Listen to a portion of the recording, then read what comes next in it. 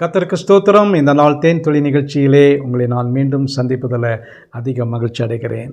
இந்த நாளில் கூட நம்முடைய ஆண்டவராய் இயேசு கிறிஸ்து சொன்னதான அருமையான ஒரு நல்ல ஆலோசனையை நான் உங்களுக்கு பகிர்ந்து கொள்ள விரும்புகிறேன்.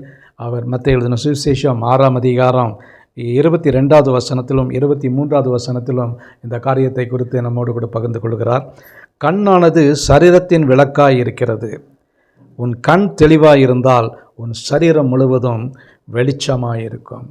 நம்முடைய வாழ்க்கையில் நமக்கு மிக மிக முக்கியமான ஒரு காரியம் சரீரத்தில் கண். எல்லா உறுப்புகளும் இருக்கிறது, எல்லா உறுப்புகளும் மிக மிக தேவைதான். ஆனால் ஒரு மனிதனுக்கு முகத்தில் கண் மட்டும் சரியாக இல்லை என்று சொன்னால் அவனுக்கு அதில் பிரயோஜனமே கிடையாது. கண்ணை வைத்து கொண்டு தான் இந்த உலகத்தையே அவன் பார்க்க வேண்டும். தேவன் படைத்ததான எல்லா காரியத்தையும் சிருஷ்டிப்பையும் இந்த உலகத்தினுடைய அழகான எல்லா காரியங்களையும் பார்ப்பதற்கு கண் தேவைப்படுகிறது. இந்த கண்ணை குறித்து தான் ஆண்டவராய் இயேசு கிறிஸ்து மிக தெளிவாக இந்த மலை பிரசங்கத்திலே தன்னுடைய சீஷர்களுக்கும் சுற்றியுள்ள மக்களுக்கும் சொன்னதான காரியம். கண்ணானது தான் இந்த சரீரத்தினுடைய வெளிச்சமாக இருக்கிறது, அதோடு கூட விளக்காக இருக்கிறது. முதலாவது விளக்காக இருக்கிறது. அந்த விளக்கு தெளிவாக இருக்க வேண்டும். அந்த கண் தெளிவாக இருந்தால் எல்லா காரியங்களும் தெளிவாக இருக்கிறோம். சரீரம் முழுவதும் வெளிச்சமாக இருக்கும் என்று சொல்லியிருக்கிறார். ஆகவே இந்த நேரத்தில் இந்த கண் எப்படி இருக்கிறது என்பதை நாம் ஆராய்ந்து பார்க்க வேண்டும். இந்த கண்ணை கொண்டு நம்ம எப்படி பார்க்கிறோம், கண் எப்படி நமக்கு செயல்படுகிறது, கண் எப்படி நமக்கு பிரயோஜனப்படுகிறது என்று நாம் அறிய வேண்டும். இந்த நேரத்தில் இன்னொரு அடுத்த வசனத்தில், உன் கண் கெட்டதாக இருந்தால் உன் சரீரம் முழுவதும் இருளாக இருக்கும்.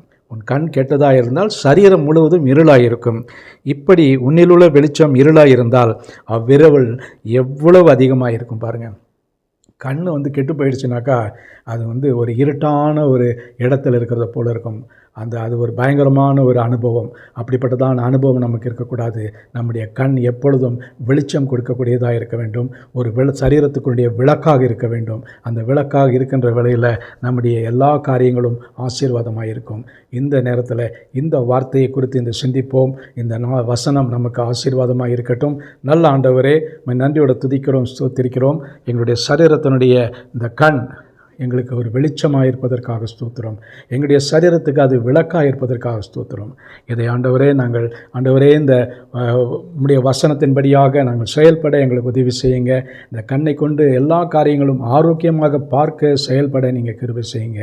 எல்லா காரியத்துக்கும் எல்லா பாவத்துக்கும் இந்த கண் வேறாக இருப்பதைப் போல ஆண்டவரே நாங்கள் அதை முற்றிலுமாக மாற்றி நீர் எங்கள் கண்களின் மூலமாக எப்படி பார்க்க விரும்புகிறீர்களோ அதை நாங்கள் செயல்பட உதவி செய்யுங்க. மீட்பர் இயேசுவின் நாமத்தில் ஜெபிக்கிறோம் நல்ல பிதாவே. ஆமேன், ஆமேன். கர்த்தர் உங்களை ஆசீர்வதிப்பாராக. இந்த நாள் உங்களுக்கு ஒரு வெளிச்சமும் பிரகாசமுள்ள ஒரு நாளாக அமையட்டும்.